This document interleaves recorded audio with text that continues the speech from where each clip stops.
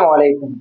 লিটন কুমার টনটন দাস, ঠিক আছে? তো মানে আগের ভিডিওতে যদি আপনি একটু খেয়াল করে দেখেন, বাংলাদেশের এই টিম নিয়ে তবে বিশ্বকাপে তানজিম তামিমের কথা পরে আসছি। তানজিম তামিম কিন্তু ছেলেটা যে ফিনিশিংটা করেছে, ঠিক আছে, তার জায়গায় কিন্তু খেলার কথা ছিল টনটন দাসকে। জিম্বাবুয়ের সাথে যদি এই টিম নিয়ে আপনি বিশ্বকাপে যান, এই জিম্বাবুয়েকে খেলার জন্য যদি আপনি যেটা মোস্তাফিজকে আইপিএল থেকে ডাকে নিয়ে আসেন, তো বিশ্বকাপে যাওয়ার দরকার নেই ভাই।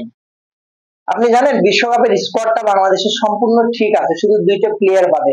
একটা হলো টনটন দাস, আর একটা হচ্ছে যে নাজমুল হোসেন শান্ত, ক্যাপ্টেন। এই দুইটা ম্যানকে যদি বাদ দিয়ে আপনি আদার্স যে প্লেয়ার রিপ্লেসমেন্ট আছে বাংলাদেশের, তাদেরকে যদি নেওয়া হয় 100%, 100% টিমটা ভালো করবে। শান্তর কথা কেন বললাম, বলবেন যে ক্যাপ্টেন কোটায় তার শত্রুতা করে কথা বলছেন না ভাই। ওয়ান ডে তে শান্ত চলে, বাট টি-20 তে কিন্তু নাজমুল হোসেন শান্ত চলে না।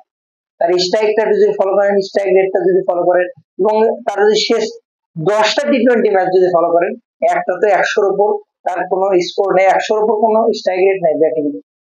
সেই ব্যাটসম্যান নিয়ে যদি অধিনায়কত্ব করে, অধিনায়ক কোটায় যদি নিয়ে যান যদি আপনি বিশ্বকাপ খেলবেন। মোহাম্মদ সাইফুদ্দিন ভাই, সেলুট, সালাম জানাই আপনাকে। আপনি যে বোলিংটা করেছেন 1 বছর পরে, আজকে জাতীয় টিমে ফিরে এসে তিনটা উইকেট নিয়েছেন, তাও মানে বলার অপেক্ষা। আপনি সেই সেলিব্রেশনটা খুব মিস করলাম, এবং অনেকদিন পরে আপনি সেই সেলিব্রেশনটা দেখলাম। তানজিম হাসান তামিমকে স্পেশালি ধন্যবাদ দেবো আমি। এর আগে যে ভিডিওটা বানিয়েছি, যেটা পাবলিশ করেছি, ওটা তো সেম আমি বলেছি তানজিম তামিম ছেলেটা অনেক দূর যাবে। তার হিটিং অ্যাবিলিটি দেখলেই বোঝা যায়। হ্যাঁ, সে যদি খারাপ করতো আমি এই কথাই বলতাম যে পরের ম্যাচে তাকে সুযোগ দেওয়া হয়। তার ভেতর কিছু অ্যাবিলিটি আছে টি-20 খেলার জন্য। সেখানে বলা যায় যে 8 উইকেটে বাংলাদেশ জয় হয়েছে, বাংলাদেশ জিতেছে 8 উইকেটে। কিন্তু আপনি একটা জিনিস ভাবেন যে জয়টা কি সুস্থির? আপনার কাছে মনে হয় যে জয়টা আপনার কাছে সুস্থির?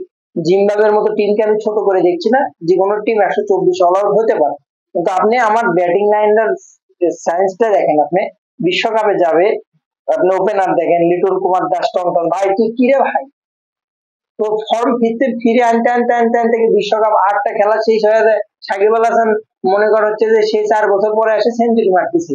এটা বিপিএল এ যদি খেলতে যাস, তার সে জায়গাতেই 15 স্ট্রাইক রেট, 70 বলে 80, বলে 50 করো।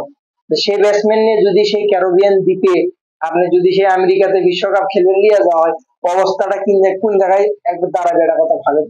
সব মিলিয়ে যদি এক কথায় আমি রেজাল্ট দিই, সেটা হচ্ছে যে স্যাটিসফাই না। বাংলাদেশের এই টিমটা নিয়ে বিশ্বকাপের জন্য 100% স্যাটিসফাই টিম না।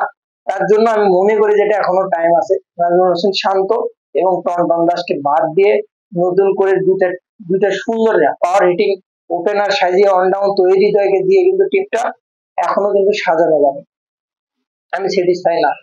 তো সব মিলিয়ে বাংলাদেশ জিতেছে, কংগ্রাচুলেশন। আমাদের পারফরমেন্সের জন্য তো জিম্বাবুয়ে ছাড়া আর মনে করেন কাউকে পাবেন না পাশে। একমাত্র দুনিয়ার যদি পান, সেটা একমাত্র আপনি জিম্বাবুয়েকেই পাবেন, যে সবসময় বিপদের পাশে ছিল, পাশে থাকবে ভবিষ্যতেও। পারফরমেন্সের যদি কোনো সময় ঘাটতি করে, তাও টনটন দাসের মতো ব্যাটসম্যান আসে যেরকম হবে। বেস্ট অফ লাক নেক্সট ম্যাচের জন্য, ভালো থাকবেন।